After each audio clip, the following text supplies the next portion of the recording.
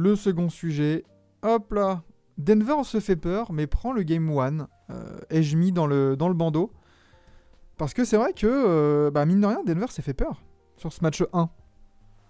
Ah bah, plus que peur, ouais. Enfin, je crois qu'ils se sont fait avoir un peu à leur propre jeu. Bon, on en a parlé un peu enfin, sur Twitter pendant le match. Mais les Nuggets avaient très bien commencé en atomisant un peu, en étouffant surtout, pardon, les Lakers, en proposant un jeu hyper rapide, que des transitions. 5 secondes, ça tire, ficelle, et puis une régularité à la finition exceptionnelle, hein. Ils finissent le match à 54% au tir, 46% à 3 points. Euh, et au final, au retour de mi-temps, il y avait donc plus 20, quelque chose comme ça, si je me trompe pas. Ouais, mais pendant Ouais, c'est ça. pas mal de matchs, pas mal de temps. Hein. Ouais, et je vois les Nuggets un peu ralentir, les Lakers les endormir un peu, et je me dis, oula, doucement les gars, il reste quand même 20 minutes de jeu, il y a LeBron et AD en face, faites gaffe. Bon, ils m'ont pas entendu. Ils se sont fait remonter, et d'ailleurs, à un moment, à la fin du quatrième quart, on est presque amené à croire que les Lakers allaient revenir et s'imposer. Donc, au final, les Nuggets ont bien géré la fin de match, aussi chanceux parce que LeBron a mis deux belles bricasses à 3 points. Ouais. Voilà, ce qui a fait des belles vannes sur Twitter. Pas mal, hein. Mais voilà. Mais sinon, match énorme de la part de Jokic. Rebond offensif géré largement par les Nuggets, surtout sur le début du match. Ils se sont fait un peu endormir, je pense que ça leur a fait peur. Ouais. Mais bon, pour l'instant, c'est Denver du coup qui mène. Et la fin du match, pour ceux qui ne l'ont pas vu, du coup, c'est 132-126 pour Ouais, c'est ça. Alors du Denver. coup, c'est vrai que on a eu des Nuggets qui sont partis vraiment pied au plancher. Ouais. Dans l'intensité et tout ça, c'était assez violent. On le sait après, contexte, altitude, Denver, voilà, c'est jamais facile de jouer là-bas. Match ultra offensif, c'est vrai, j'ai trouvé que Denver avait une réussite à 3 points. Notamment, tu vois, tu parlais des deux briques de LeBron. Il y a 6 points au final. Il y a le buzzer beater à la fin du troisième quart de Jokic, à 3 points. Mm. Où c'est un peu miraculeux, tu vois, genre il le balance comme ça, défendu par AD, loin, enfin voilà. Et au début du quatrième quart, t'as un 3 points au buzzer pareil de Murray qui balance comme ça la balle, bim, ça rentre dedans. Putain, t'as 6 points à la fin. et t'es passé tout près de la correctionnelle parce que du côté de Denver, tu as eu 20 points d'avance, mais genre tellement longtemps. Et au final, ouais, ça a grappillé, ça a fait des runs du côté des Lakers et t'es revenu à 3 points, genre à 2 minutes de la fin. Et là, je le vois Nueve qui nous dit bon ajustement de Meta Chimura sur Jokic dans le dernier quart. C'est vrai que t'en parlais, la bataille du rebond elle a été largement remportée par Denver. Mais alors moi je trouve que là ça vient de Darvinham. Mm. Parce que Bah, on s'est dit, on a vu la news comme quoi, ouais, Dennis Schroeder, titulaire. On s'est dit, bah putain, on l'avait dit dans les previews. Bien, tu vois. Par mm. contre, je m'attendais pas du tout à le voir starter, enfin, à voir starter les Lakers avec 3 guards. Ah ouais. Ah bah, sur le début du match, ça se ressent. Ils se sont fait plaisir, hein. Denver, ça a eu un très gros impact. Mais c'est aussi à cause, entre guillemets, de la blessure de Vanderbilt, hein, qui est pas à 100% et qui, au rebond, fait une grosse différence sur la fin de saison et sur le début des playoffs des Lakers.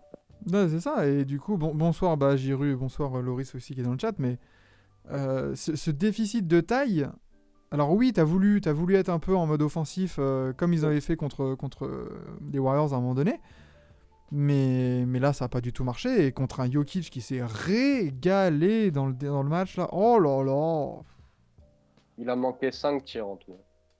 c'est un délire. Il est Et trop un fort, lancé. il est trop fort. Ouais, il est trop fort. Turner, Je vous hein, avais dit, tu- regardez la preview, j'avais dit, il a fait le dégradé militaire. Ça va être sale dès le premier match. Non, c'est ça. On peut aussi parler du match de Jamal Murray. Hein. 31 points, 5-5, 3 interceptions à 12 sur 20. Quand t'as tes patrons comme ça dans cette forme-là, t'as pas grand-chose à te reprocher. Hein. Non, non, bah de toute façon, enfin, Jamal Murray met 31 points et encore, il joue pas une partie du quatrième quart à cause de problèmes de faute, entre guillemets. Donc il n'a pas été à 200% sur son temps de jeu attendu, mais tout le monde a répondu présent. KCP fait un match de sport Bruce en Brown. finition dans les drives. Bruce Brown, évidemment, soldat exceptionnel, il marque 16 points. Michael Porter Jr., hyper régulier au tir, 50%, 50% au tir, 50% à 3 points. Aaron Gordon, on en a parlé pendant la preview, lieutenant Ouais, ultime, hein, ça se voit pas dans les vrai stats. soldat. Voilà, ils n'ont pas tremblé, enfin ils ont tremblé justement, mais ils auraient pu sortir vachement plus largement de ce match. Ouais.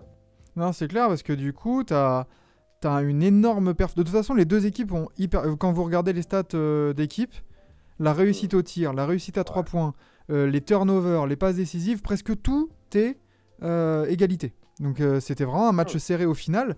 Mais on peut quand même se dire que sans ce gros trou d'air en début de match des Lakers, il y avait grave match. Et on a eu, mine de rien, Anthony Davis, là, encore une fois, 40 points. Très très dominant. De toute Ouais. façon, on le savait. Contre Jokic, c'est lui une des clés du match quand même. Ouais, mais même LeBron, hein, qui était opposé en attaque à Jamal Murray, que j'avoue, j'ai eu un peu de mal à comprendre, a pu se régaler et a eu les espaces pour faire les différences. C'était un match hyper offensif, mais ça va être la stratégie de Denver, Bien qui en sûr. soi a pas vraiment les qualités défensives pour répondre au gros duo de stars des Mm. Lakers. Forcément, ça donne ce type de rencontre-là. J'ai vu d'ailleurs sur Twitter passer de la part d'un journaliste de The Athletic, mais j'ai pas noté le nom, j'aurais dû d'ailleurs, qui en parlait comme l'un des plus grands matchs de playoff en termes de spectacle de l'histoire. Ah ouais. Bon, j'ai trouvé ça un peu tiré par les cheveux, mais c'est vrai que sur les pourcentages et sur la réussite et le niveau offensif des deux équipes, ça se Non, défend. c'est clair, ça peut s'entendre, mais du coup, t'as Anthony Davis, 40 points, 10 rebonds, 3 passes, 3 interceptions, 2 contre. LeBron James, qui est pas en reste, un 26, 12, 9, à 9 sur 16 au tir. Même Austin Austin Reeves Reeves, aussi. hein. Ouais, Pouah, gros match d'Austin Reeves, parce qu'il fallait bien compenser le caca culotte, comme dit Jean Mur. Mais lui, il parlait d'Embiid sûrement. Le duo D'Angelo Russell, Dennis Schroeder en attaque là. Ah ouais, non, Et surtout D'Angelo Russell, hein. Moins 25 de plus-minus. Hein. ouais, ouais. Ouais, ouais. C'est un délire. Le Et deuxième pire, trois il est à passes. moins 8. Hmm. Comment identifier un maillon faible dans une équipe? Bonjour, C'est ça. bah moins 25, voilà. Compliqué. Hein. C'est pour ça que moi je pensais vraiment que quand je voyais Schroeder start, je me suis dit, bon bah voilà, Dilo il est sur le banc, comme on l'avait dit. Et il va pouvoir run un peu la seconde unit, mais force est de constater que non, ça, il a joué que 26 minutes. Hmm. C'est moins que Rui d'ailleurs. Ouais. Bah, Rui Hachimura, belle adaptation. Ah bah, Mais ouais. Jean-Mur, vous avez vu l'article qui dit que les Lakers ont peur de l'attitude de D'Angelo Russell s'il démarre du banc? Bah écoute, même s'il est pas content, qu'est-ce qu'il va dire? Ça montrera au cas C'est où pas comme si, ouais, le personnage, quoi. c'est pas comme s'il avait les qualités pour prétendre à une place de titulaire incontestable aussi. Bah pour l'instant, sur ces playoffs, Austin Reeves met une vitesse, hein. Largement. Donc Ah si... ouais, Vas-y. pardon. Excuse-moi. Non, ouais, c'est Bleacher qui a sorti la rumeur entre guillemets, euh, comme quoi il pourrait vraiment s'énerver dans ce cas. Joseph Zucker, Hmm. qu'on salue. Mais donc, bon, c'était un gros match. Game 1 pris par Denver. Est-ce que... Est-ce qu'on a vu le meilleur match? Est-ce qu'on a vu le match vraiment qui résume de ouf la série, là? Genre un Ah ouais, Denver qui veut jouer ouais. sur le rythme, jouer sur l'offense. Les Lakers un peu moins bien, qui se reprennent sur un rythme un peu plus lent. Bah, c'est ça, ouais, c'est largement à quoi on s'attendait en termes de rythme, en termes de stratégie. Denver a proposé son jeu dès le début, ça a un peu contrarié les Lakers, qui se sont adaptés ensuite parce qu'ils prenaient beaucoup plus de temps et ça a donné d'ailleurs en fin de deuxième un tout petit run Lakers qui a été assez significatif parce que LeBron Chauffé. calmait vachement le jeu. En fait, il a pris la balle et il calmait vachement le jeu. Et après, ça venait le double team directement parce que les Nuggets, ils étaient vraiment sur les crocs. Et dès que ça venait de double team, il envoyait à Austin Reeves et qui a mis 2 ou 3 d'affilée du coup, ce qui a permis un peu aux Lakers de remonter. Mais match hyper significatif. Après, j'ai trouvé que du coup, la marge de progression, entre guillemets, était peut-être plus importante sur le jeu de Denver, qui a vraiment, vraiment impressionné en début de match, plus que sur les Lakers, j'ai trouvé. Bah, il y a un peu de ça. Après, j'ai envie de dire aussi que les Lakers ont une marge de manœuvre défensive, du coup, parce qu'on parle quand même de la meilleure défense de NBA depuis la trade deadline, là. Mmh. Et je les vois mal continuer la série à faire une Phoenix Suns à prendre 130 points par match. Tu vois, défensivement, je pense que... En fait, offensivement, les Nuggets peuvent être plus concentrés, plus constants. Ouais. Et les Lakers beaucoup plus intenses en défense. Et donc les deux ont des marges de manœuvre assez... pas importantes non plus, parce que bon, ça a quand même bien joué la nuit dernière. Mais on n'est pas au bout de nos surprises, quoi. Il y a Jean Mur qui nous dit qu'il sent les Lakers s'ajuster et prendre le Game 2.